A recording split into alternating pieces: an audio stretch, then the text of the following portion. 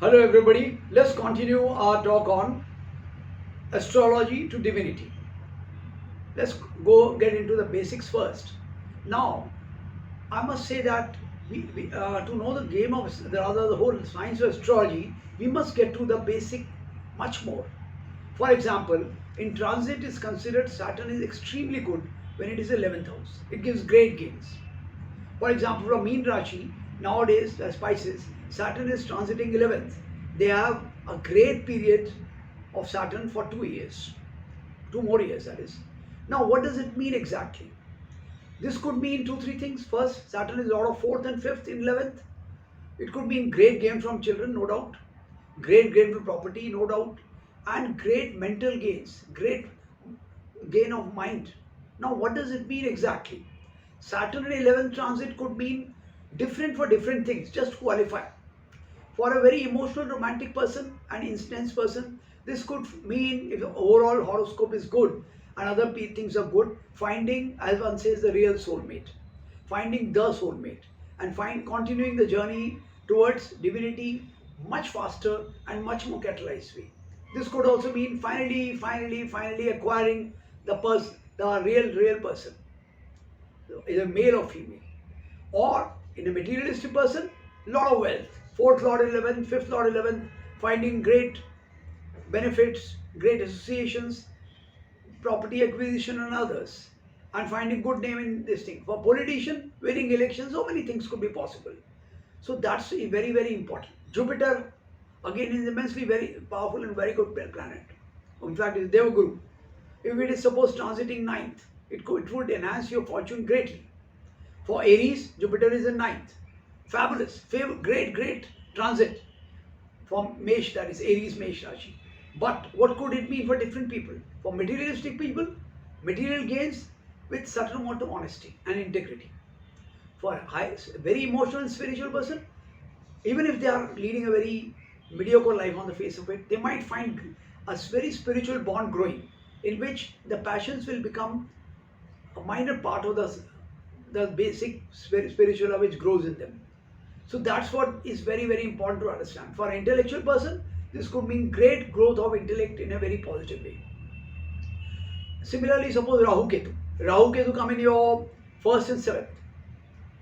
Now, normally this is a sign of relationship starting between partners, husband, wife, especially, let's say. We are taking that. Now, what does Saring mean? One could of Saring could be that they get to spend less time. If they're destined or they're having a fabulous, great relationship with each other, this could mean that they have to stay away from each other. I know quite a few IAS officers' families. Husband is posted in, say, some other state, I'll not specify. Wife is posted in Delhi, suppose. So they have been staying away quite some time. This could be that they have entered a phase of Rahu Ketu for a while, or a longer phase, depending on horoscopes. So this does not mean anything bad in the relationship. Maybe they meet after 15 days, maybe they meet for 2-3 days. But the intensity is there still, but yes, the intensity expression is less. Whereas Rahu Ketu in our relationship is already sour, which is not based on love and respect and care for each other. This could mean a couple which may actually separate now. The woman might say, well, I don't know, enough is enough, I'm moving out. A man may say, enough is enough, I'm moving out. And they may have a new life, whatever it is. But new life may be good or bad, depends on their own essence. It doesn't mean the very fact you walked on a marriage means you're going to be very happy or very good whatsoever. Not discussing that, because that's a much deeper thing. Now let's come to our next Rashi, which we're talking of, Cancer, Kark Rashi. In Cancer, the planets are going to be like this. Your Saturn is going to be in 7th house. That's a sign of marriage or sign of relationships whatsoever. 6th is Jupiter. Mars is 10th. And Sun is right now is going to be 2nd and 3rd. 2nd till 15th, 16th, sorry, 16th and 16th October. In that, Mercury is 3rd and 4th. I've already given the times in this thing earlier. And Venus is 1st and then 2nd and 3rd till 17th November. First, Venus is very good without doubt, and Saturn is 7th. This could mean 2-3 things. One, a person who finds a strong, positive, healthy bond. If it's indicated in horoscope, it's quite likely you might find a strong love relationship with somebody much older, or a relationship which was there for quite some time, but it was not really fructifying in any way, gradually acquires deep roots and deep relationship very, very beautifully, and then it becomes almost a life, in fact, a lifelong relationship, so to say. Jupiter in sixth, be careful, lethargy could take over you, and you settle a lot of disputes, do a lot of things, but that could mean be physically draining in the sense that you may become a little lazy. Mars in 10th, yes, you are very ambitious, you want to do a lot of things, you want this, that, but yet this could be very, very good, no doubt. And Rahu and Ketu, I forgot, Rahu is going to be 11th and Ketu is going to be 5th. That's fabulous deals. Kark Rashi, in fact, may have one of the best times for that matter. Only thing they have is a relationship which plays very strongly in their mind and which could be both. It could either be gradually petering off in a rare case, in some cases rather, or gradually building itself. And in some bad cases, it could also mean the person who becomes a natural Casanova and happy Casanova. Or it could also be a person who does not know how to keep relationships, so he keeps flitting from one relationship to another because Saturn is 7th. But Rahu is very gainful, Mars is very ambitious, so there is a lot of strength to do a lot of positive things for them. Cancer is definitely marked beautifully for these people. Now let's come to Leo. Leo, the sign of Sun. Sun is transiting the first house. From 17th, 16th to 17th, that doesn't matter. It will transit in second house. Mercury is second, then we'll go to third. Venus is going to be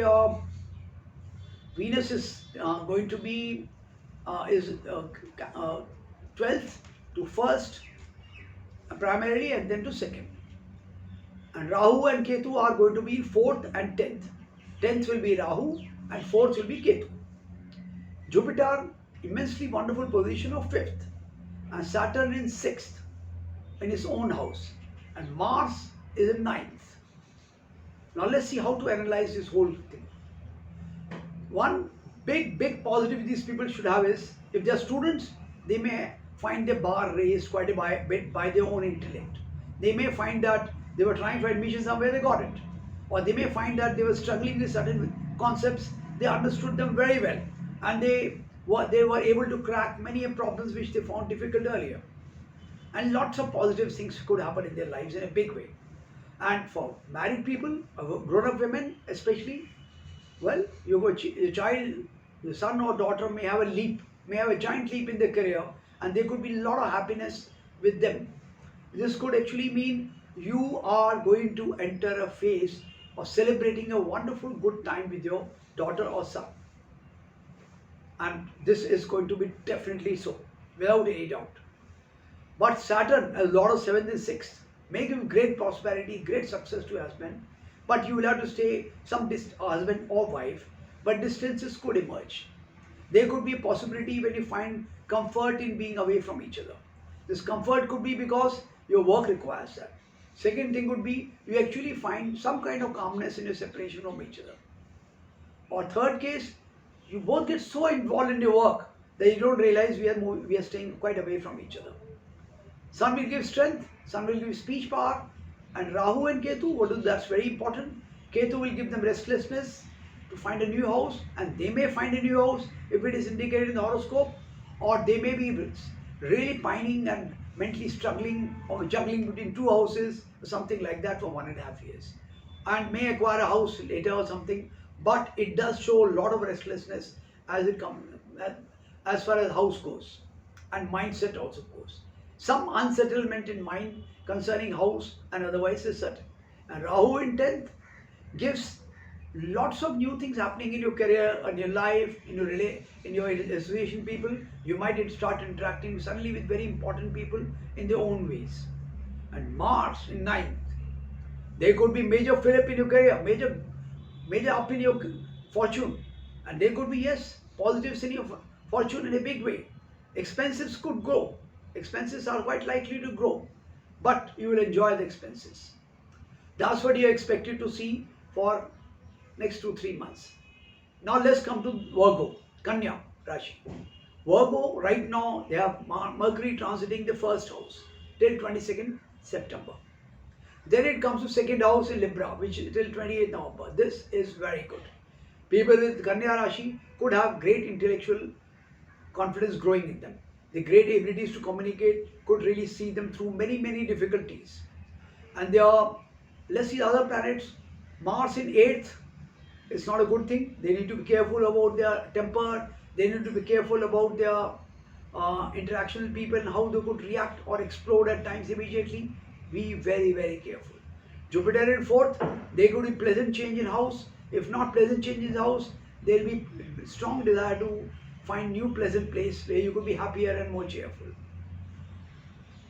Saturn in 5th, you could see gradual growth of children in a positive way, or you could find that their growth, which is overdue, is taking time to culminate, but it will culminate well. And Rahu and Ketu, Rahu is going to 9th and Ketu is going to 3rd. 3rd will improve your strength and character quite a lot. Your confidence will grow quite a lot. You will find you can put your head down, you can do a lot of good struggle and you can fight a lot of good things. Or you could find that, yes, there could be some waste effort also because Ketu is headless. So there will be times when you could just rush into things. But don't worry. Don't worry, that will still give you tremendous strength. And Rahu in 9th, association with foreigners, association with a lot of people here and there could improve a lot. It could be bad for some elders in your family, some father-like elder or some other elder's health. And there could be some disturbance on that account. Your fortune may sometimes have sudden hiccups or sudden benefits. You're expecting to land, say, in Paris and you find you cannot go there. But you realize that you're going to New York in a better position, something like that. So this is no doubt a very interesting period. But again, I'll definitely like to tell you people all, don't get guided merely by this. Know your essence very well. Astrology cannot change the essence. No astrologer in the world, however he may talk, can change the essence of a person. He can only help you in catalyzing. First, nobody can even catalyze.